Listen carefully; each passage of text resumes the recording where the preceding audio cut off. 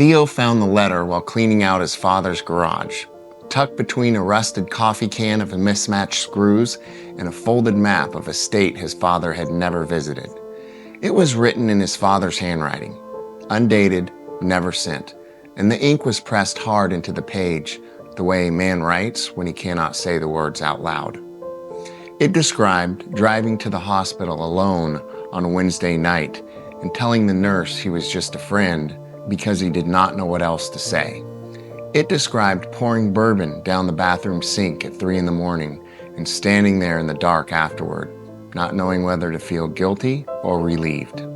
It described praying, which his father never talked about, in the parking lot of a meeting he had followed Theo to but never entered. Theo sat down on an overturned bucket right there between the lawnmower and a shelf of old paint cans and did not move for a long time. He had always carried his recovery like a personal achievement, his surrender, his steps, his transformation. And it was, but the letter broke something open in him that his pride had been quietly guarding for years. Behind the wreckage of his worst seasons, people had been holding on, not to him exactly, but to the idea of him, the man he might still become. His father, his brother who never once said, "I told you so," his old coworker who covered for him twice and never asked to be repaid. None of them had chosen this. None of them had ever been properly thanked either.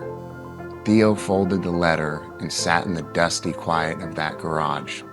Afternoon light cutting through the small window above the workbench, and felt a gratitude so wide and old it had weight to it.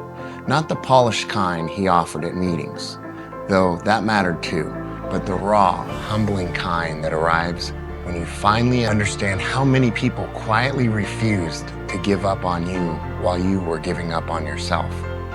That kind of gratitude does not stay seated. It walks back into the house, finds his father watching television in the same chair he always sat in, and says the two words that should have been spoken years ago: "Thank you," and can't help to repeat them at least one more time. Thank you. And with that, the story you just heard was written and based on today's daily reflection, A Wide Arc of Gratitude. I'm Sam, a grateful alcoholic. I hope to catch you for another brand new story tomorrow morning. Thank you for sharing a warm cup of reflection with me. I love you all and have a blessed day.